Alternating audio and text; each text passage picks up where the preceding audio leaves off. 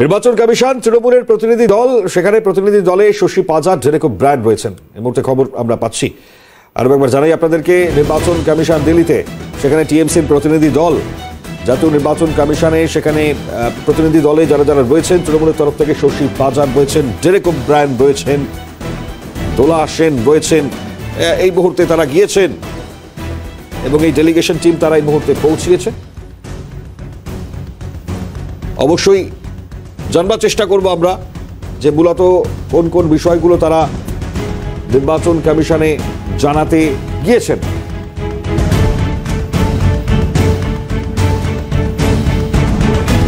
নয়াদিল্লি থেকে ইন্দ্রাণী রয়েছেন আমাদের প্রতিনিধি, টেলিফোন দ্বারা কথা বলবো। ইন্দ্রাণী, যে ছবি আমরা দেখতে পাচ্ছি, মূলত কি কারণ তৃণমূলের প্রতিনিধি দল পৌঁছলেন সেখানে?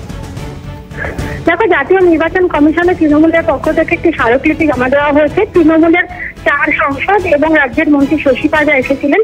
তাদের যেটা মূল বক্তব্য, যে আদর্শ আচরণবিধি লাগু হয়ে গিয়েছে, কিন্তু এখনো ইডি, সিবিআই এবং যে আয়কর দপ্তর তারা বারে বারে তাদের দলের নেতা ও কর্মীদের বিব্রত করছেন।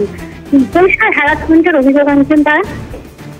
তাদের যেটা বক্তব্য, যে কৃষ্ণনগরের তৃণমূল প্রার্থী মহুয়া মিত্র, বীরভূমের দায়িত্বপ্রাপ্ত নেতা এবং রাজ্যের মন্ত্রী চন্দ্রনাথ এবং কলকাতা কর্পোরেশনের কাউন্সিলর জুঁই বিশ্বাস, তাকে বারে বারে জিজ্ঞাসাবাদের জন্য ডাকা বা তার বাড়িতে তল্লাশি চালানো, এই সমস্ত বিষয়গুলি কিন্তু মডেল কোড অফ কন্ডাক্টকে বিরত করছে এবং সেই জন্য তারা নির্বাচন কমিশনে আজকে স্মারকলিপি দেবেন। ধন্যবাদ ইন্দ্রাণী। আপাতত নয়াদিল্লি থেকে আমাদের প্রতিনিধি ইন্দ্রাণী দাশগুপ্ত ছিলেন টেলিফোন লাইনে।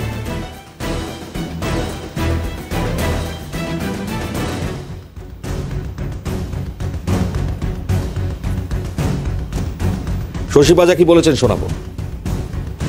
একটা অভিযোগ করছে যে তারা বলছে যে আপনাদের এআইটিসির অফিসিয়াল পেজে একটা ছবি দেওয়া হয়েছে, সেখানে দেখা যাচ্ছে মুখ্যমন্ত্রী কিক আউট করছেন এবং সেখানে প্রধানমন্ত্রী স্বরাষ্ট্রমন্ত্রীরও ছবি আছে। আরে কত ব্যথা হয়েছে, কত যন্ত্রণা।